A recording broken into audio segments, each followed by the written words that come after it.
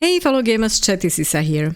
We had a lot of news and updates during November and start of December 2023 in our beloved franchises, whether it was the new trailer for the next Mass Effect game, which I have covered in another vid and it will be linked above here, or the new one for Dragon Age Dreadwolf, and all the news and updates and reveals from this year's Game Awards.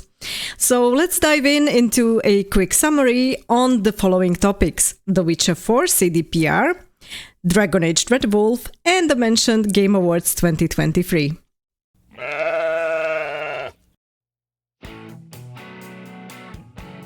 CD PROJEKT RED is currently working on a mod editor for The Witcher 3 that will allow players to create their own new content or adjust the existing one in the game.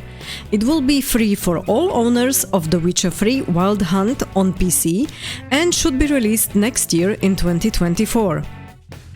What do we know about The Witcher 4, known also under the codename Polaris? Based on CDPR's latest earnings report, nearly half of its workforce is now working on the next game in the Witcher universe, which is, as of today, more than 300 people, and it should reach about 400 around summer next year.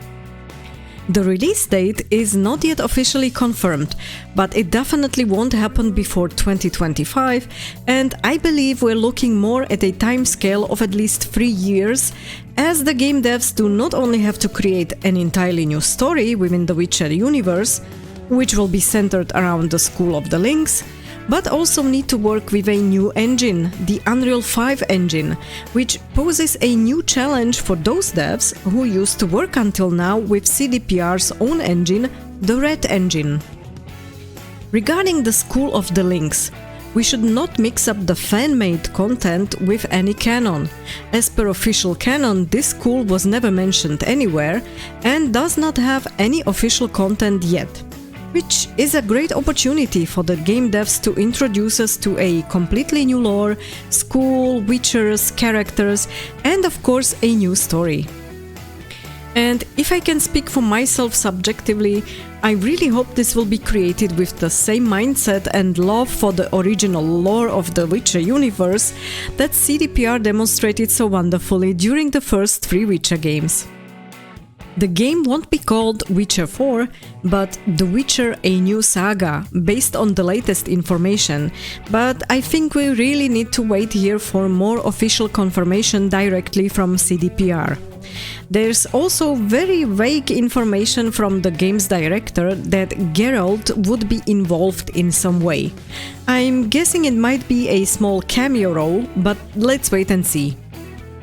As for me, as much as I love Geralt and Doug Cockle's voice acting, I admit, he's sitting in his own vineyard in Corvo Bianco, enjoying his well-deserved retirement, and therefore I think it would actually be great to have some new characters introduced that would give us a wide array of new stories and options for the next games in this universe. Aside from the Witcher 3 mod editor and the news on The Witcher 4, CDPR is also working on the complete remake of The Witcher 1 using the Unreal 5 engine, and it will not be just a simple remaster, it should be larger in scope with a bigger open world and a bit less linear than the original. The remake will be developed in collaboration with Fool's Theory, who are a collective of experienced and creative developers based in Poland. That's it for The Witcher and CDPR, but I'd love to hear your thoughts on all these news and what your expectations are for the next Witcher game. Would you like to create your own Witcher or rather play with a predefined character? Do you want it to be an open world or would you prefer the story to be rather more linear? Let me know in the comment section below about your ideas.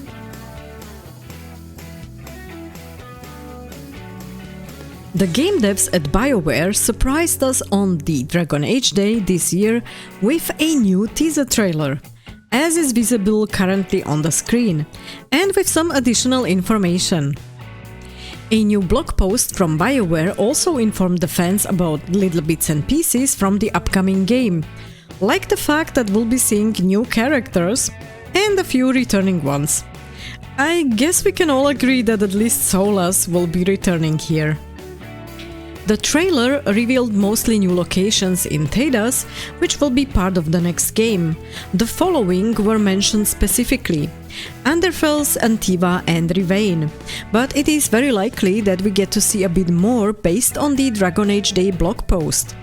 I am definitely looking forward to Antiva and meeting some crows. This could be a lot of fun and a lot of combat.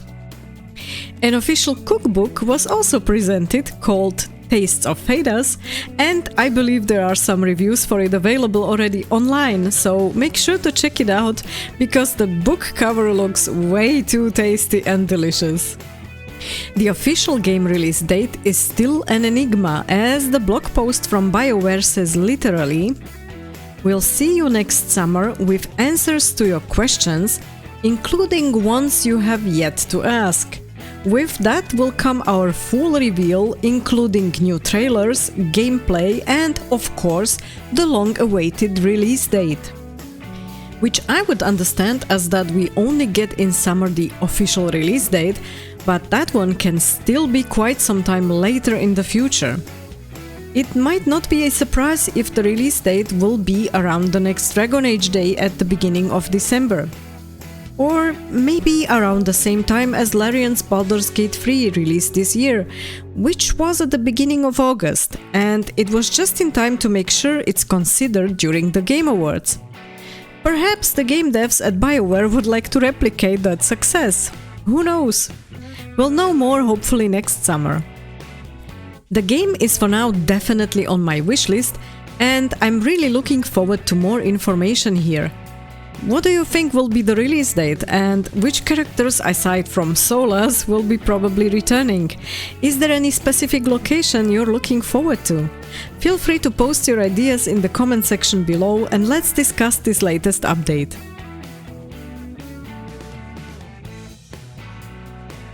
The Game Awards for 2023 had strong competition amongst the nominees in many of the categories, and considering the overwhelming positive feedback we've seen at the end of the year for Larian's Baldur's Gate 3, it was probably no surprise that the game won the most awards. 6 awards in total for Game of the Year, Best Performance for Neil Newbon as Astarion, Best RPG, Best Multiplayer, Best Community Support, and Player's Voice, which is a category based solely on gamers' votes. It was followed by Alan Wake 2, which received 3 awards for Best Game Direction, Best Narrative, and Best Art Direction. And Forza Motorsport with 2 awards for Innovation in Accessibility and Best Sports/Racing Game.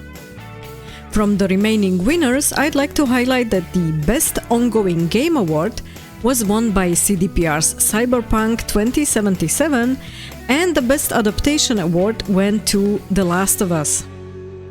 I'm posting the full list of all the winners in the description below, but you can of course also find them on the official Game Awards site, which will be linked below too.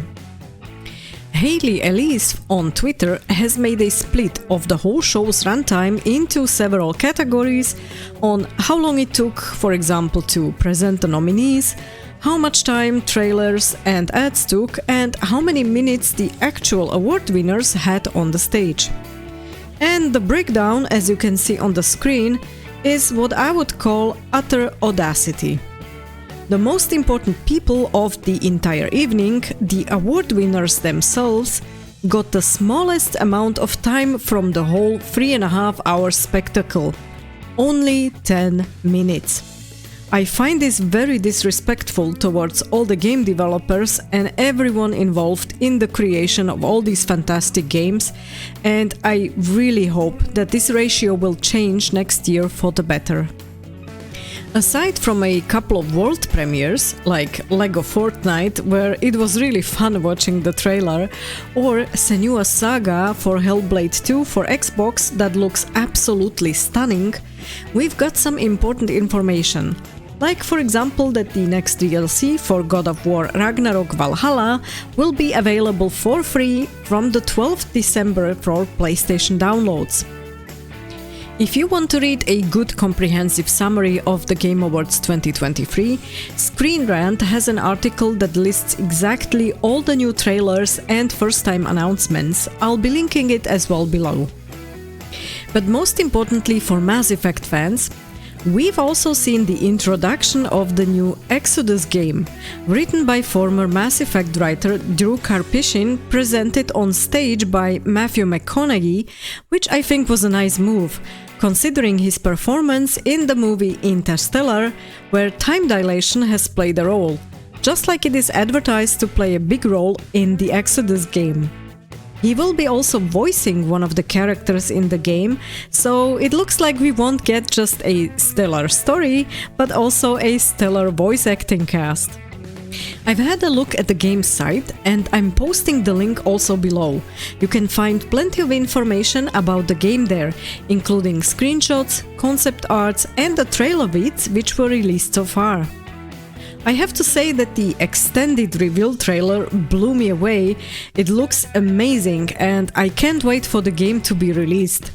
Link to the official game site is as usual below in the description. The game will have plenty of action combat, and the player's choices will have a massive impact not just on the main characters, but humanity as a whole and the state of the universe. So this looks to have impressive proportions in terms of available in-game choices and the resulting game progress. It will be very interesting to see how much the game varies based on that, and this will also, I believe, impact its replay value. Some of the characters are still not revealed yet, aside from the main character from the trailer, but seeing that we get to talk to Charlotte, a cute piggy who's basically a genius, as she's genetically enhanced, the game promises to be a lot of fun too. So this is definitely something to look forward to, and another game on my upcoming sci-fi games list. Next to the game from Humanoid Origin, led by Casey Hudson, or from Worlds Untold, led by Meg Walters, both former BioWare employees who have played significant roles in the development of the Mass Effect series, just like Drew Karpyshyn. And that's it for a quick recap of the Game Awards this year. Did you manage to watch the awards live? If so, what was your favorite moment, or what do you think wasn't so great? Did those games win in each category you were hoping for, or were there some surprises there for you? Let me know in the comment section, I'd love to hear your impressions from the show. I'm linking all the relevant vids, trailers and news articles as mentioned in the description. And you can watch the full Game Awards ceremony also on the link below. It does take about 3.5 hours, so keep that in mind if you would like to watch it. The year 2024 looks to be very promising, and we have many new games to look forward to. I'm really hyped for all the stuff that's coming, so stay tuned for more updates here on my channel. If you like this vid, I'd really appreciate if you would give me a like and share or subscribe. Thanks a lot for watching, and game on!